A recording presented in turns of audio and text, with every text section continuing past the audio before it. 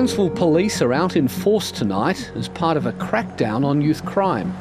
There's 4 to 5 extra crews on every evening doing exactly what we're doing tonight, driving around and trying to prevent the crimes from happening. We've got a problem and we've got a fight in front of us, and our aim is to improve safety. There's probably about 3 distinct hotspots. One is in Heatley, along Nathan Street, both sides of Nathan Street. This is Operation Swordfish, a response to a fatal accident last month in which a bystander was allegedly killed by a car full of vigilantes chasing a stolen vehicle. It's impacted a lot of people in Townsville, and the frustration has boiled over because of that. Townsville is on edge, and the involvement of vigilantes has worried many in the Indigenous community. There's been a lot of racial tension.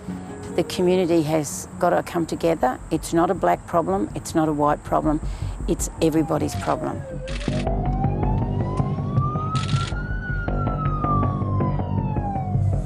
That was just stupid. Why do you do that?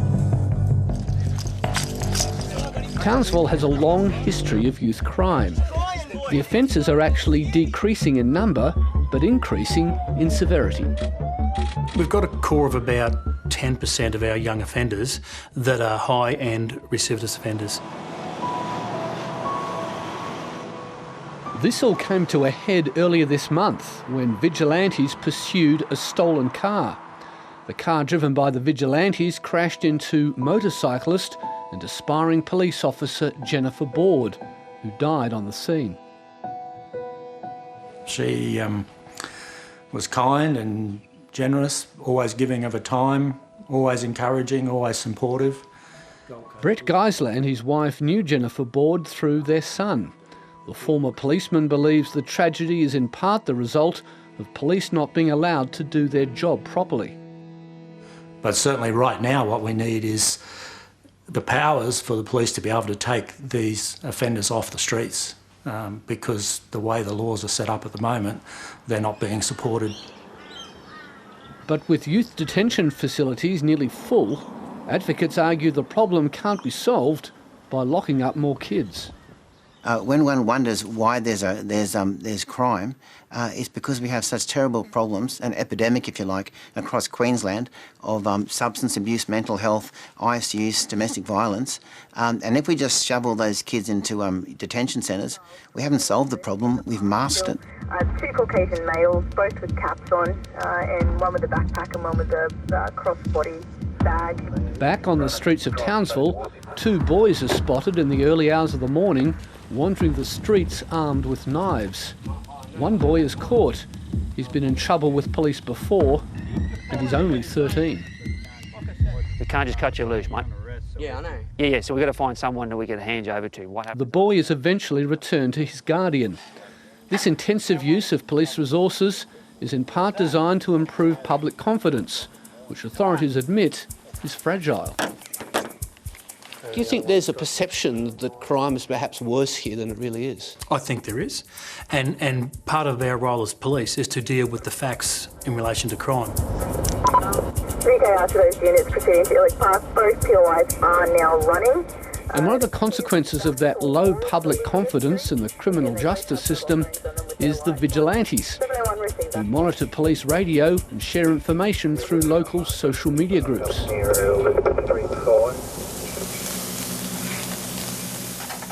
Sam Kingsley's Townsville Cafe has been repeatedly robbed. While she condemns vigilantes who try to pursue stolen cars, she says they're the product of a broken system.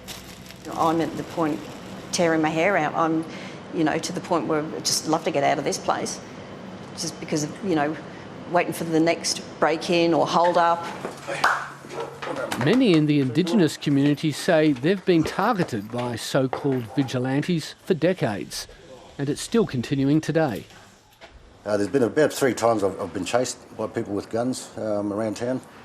So it's been around for a long time, but now they're starting to show themselves a lot more.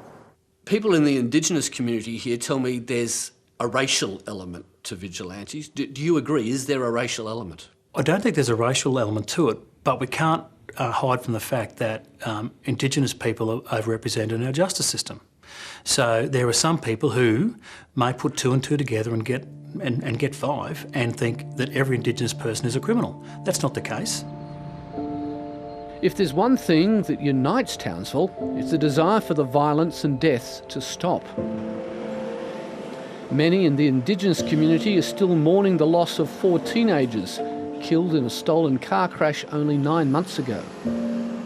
From that, our community suffers now. This is what's happening. Everyone's paying for it. All eyes are now on the recently announced Queensland Government Youth Crime Task Force. We need swift and decisive action to get these people off the streets.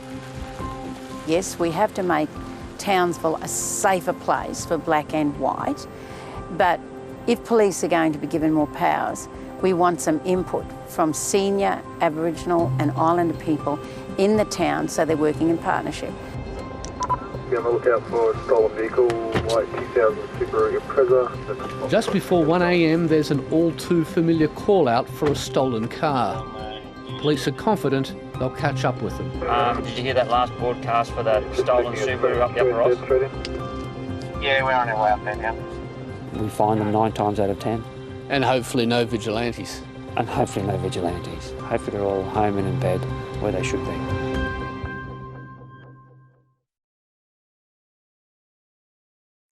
Hi, I'm Lee Sales. Thanks for watching this story. If you'd like to watch more of 730's stories, they are on the left of your screen.